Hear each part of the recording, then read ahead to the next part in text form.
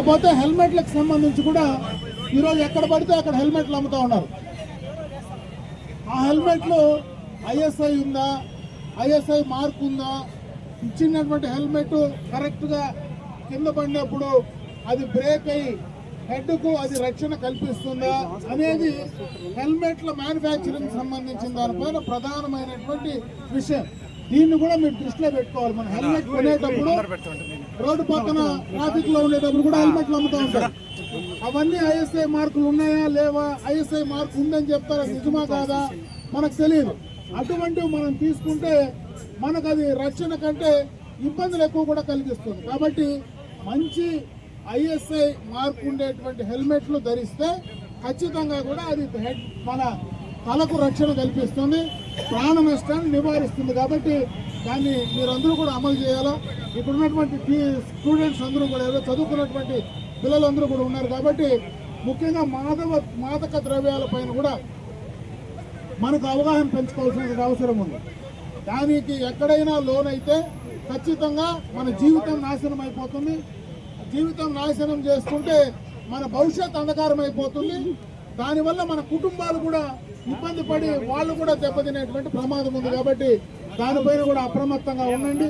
ఎక్కడైనా అటువంటి జరిగితే ఖచ్చితంగా మీ హైయర్ అథారిటీస్ కాలేజీలో ఉన్నటువంటి మీ ప్రిన్సిపాల్, టీచర్స్, పోలీసు ఎక్కడో చోట ఆ ఇన్ఫర్మేషన్ ఇచ్చి దాన్ని కట్టడి చేసేటువంటి కార్యక్రమాన్ని మీరిద్దరు కట్టడి చేసేటువంటి కార్యక్రమాన్ని చేయాలని చెప్పి నేను ఈ సందర్భంగా మిమ్మల్ని కోరుకుంటున్నా. ప్రత్యేకంగా ఇక్కడ ఉన్నటువంటి స్టూడెంట్స్ అయితే ఖచ్చితంగా హెల్మెట్ వాడండి, మీ ప్రాణాలకు రక్షణ కల్పించండి, మీ కుటుంబాలకు రక్షణ కల్పించమని చెప్పి నేను మిమ్మల్ని కోరుకుంటూ, అదేవిధంగా పలమనేరు చుట్టుపక్కల ఉండేటువంటి అందరికీ కూడా, ఎందుకంటే ఈరోజు పోలీస్ పైన మా వాళ్ళే చెప్తా ఉంటారు, పక్కన ఎక్కడంటే అక్కడ పట్టుకొని ఫైన్లు రాస్తారు.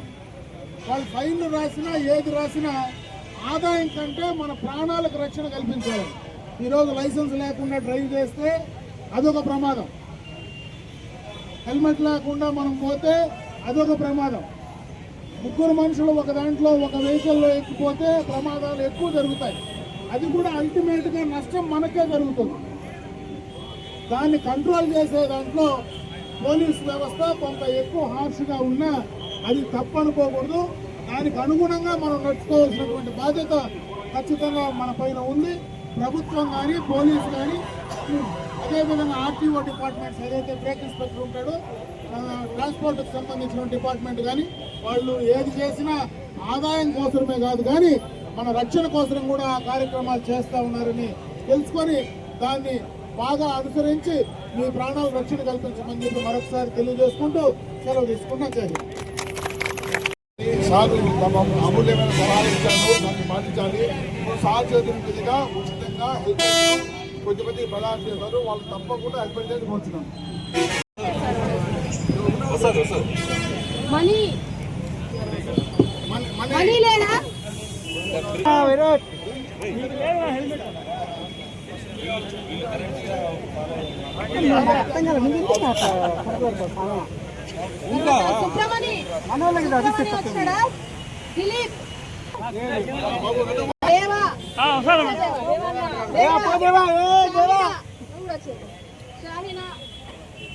సురేష్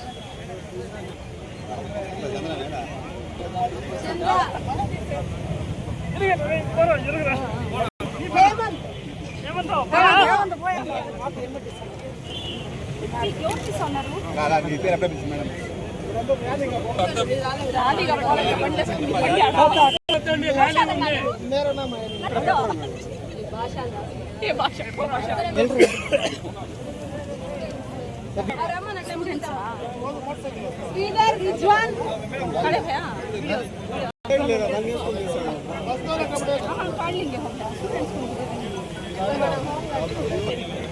शिवा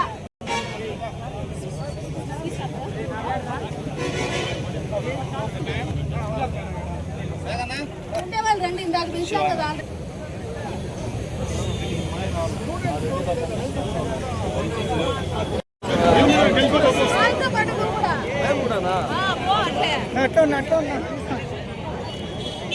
హెల్మెట్ పెట్టుకుంటారు.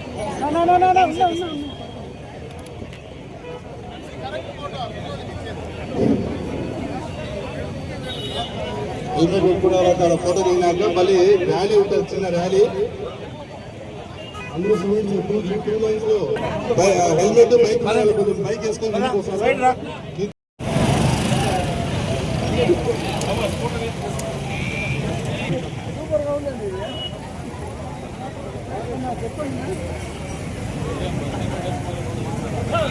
పలమనేరు పోలీసు వారి ముఖ్య విజ్ఞప్తి, ఒక హెల్మెట్ ఒక జీవితం.